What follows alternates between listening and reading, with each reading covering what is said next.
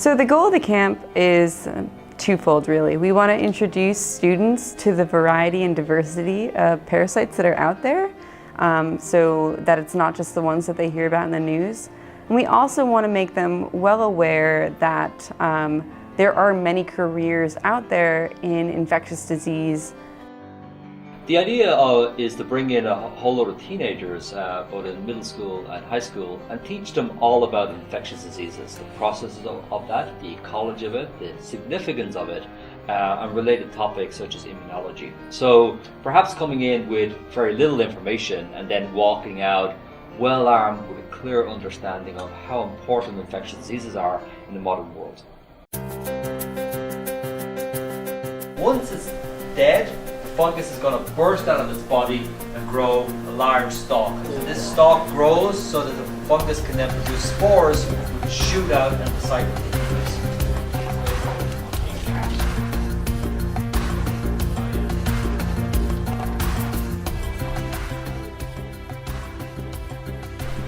We just made zombie ants.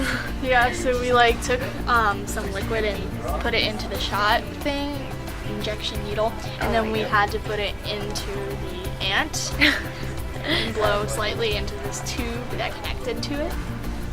And there you go. There we go.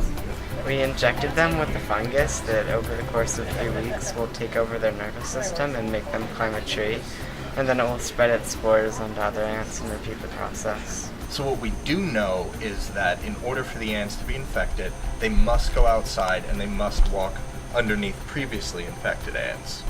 And then we know that they become infected because the cycle keeps continuing, but anything in between there we don't really know. So I'll remove a leaf from the tree, and then we can spray it with different pathogens or place little plugs with pathogen spores on them onto the leaves, and then we can measure the rate at which the plant becomes infected. And when we test different genotypes, we'll find that some are more resistant, some are more susceptible. Then we can start to figure out which genes are turned on by the infection, which genes are unique to certain genotypes, and that gives us an idea of how the plant is protecting itself and why the more resistant varieties are more resistant.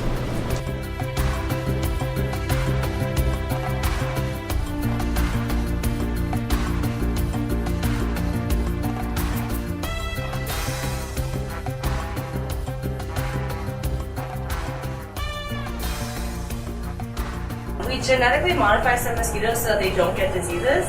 So this transgenic line of mosquitoes has been modified so that it can't get infected with malaria.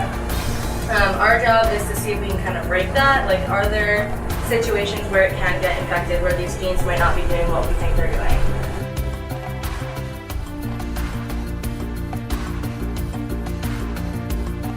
And you can see the mosquitoes pretty much sucked that dry. It was completely full of blood before we started. And if you look in the cage, some of the mosquitoes have big red bellies.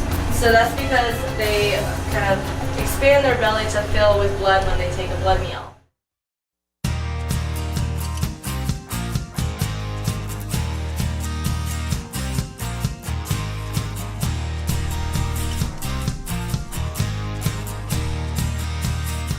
On our third day, we went to a really cool field site at Shavers Creek, where we saw an actual field site where researchers are doing work to look at parasites and viruses that infect the local small mammal population. We check them for ectoparasites, so they hold ticks and fleas and mites and all that kind of good stuff. They're actually the host for Lyme disease. So what happens is this mouse will have Lyme disease, a tick will get on it and bite it, and then a tick will get off, and then it'll come up and bite you and then transmit Lyme disease to you. And our work has really far-reaching goals. It's not a lab that your data might go on to impact 1 or 2 people. We're looking at diseases on a large scale. So if we accomplish something, we're changing lots of lives. Alright, so we were watching mice and chipmunks that were being removed, that ticks were being removed from, so that they could stop Lyme's disease from spreading. It was kind of weird because the chipmunk kept squirming, so I thought it would break loose, but it was really cool.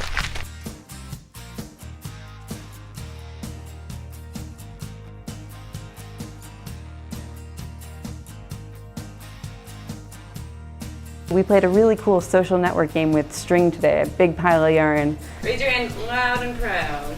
High and mighty. 1, 2, 3, 4, 5, 6, 7.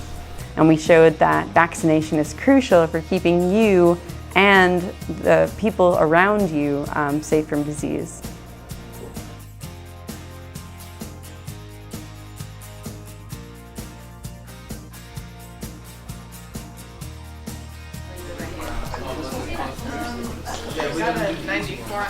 We're seeing how being connected and not allowing yourself to get vaccinated affects how quickly the disease spreads to the whole population. Yeah.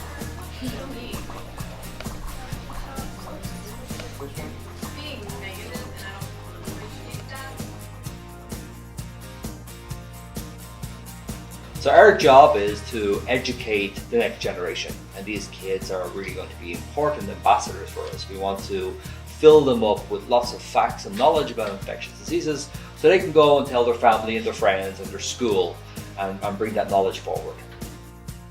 I think one thing that I'd want the campers to know is that they really are the future of public health in the United States and in the world. And so what I hope is that many of the campers that we have in this camp throughout the week actually go on to join and become members of public health, whether as physicians or veterinarians or academic researchers, epidemiologists in the field, local public health officials. There's so much room for people like them to make a huge difference in the world. And I think we saw a lot of sparks of people who will be doing that in the future in this camp. Yeah. We're going for a hike at Shavers Creek. Everybody in my The Lyme disease capital of the world. See, I can't handle doing stuff like that because like I start like Feeling bad for yeah. I don't feel bad. Or Like just yes, I feel feeling- bad for it, but like whenever like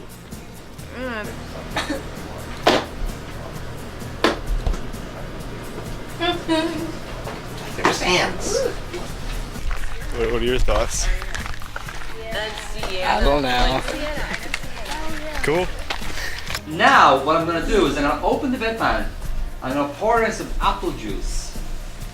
Okay? And I'm going to ask if we have a volunteer to drink from the bedpan. It's fine. What made you want to drink from the bedpan? I mean, why not? It was fun to watch everyone else freak out.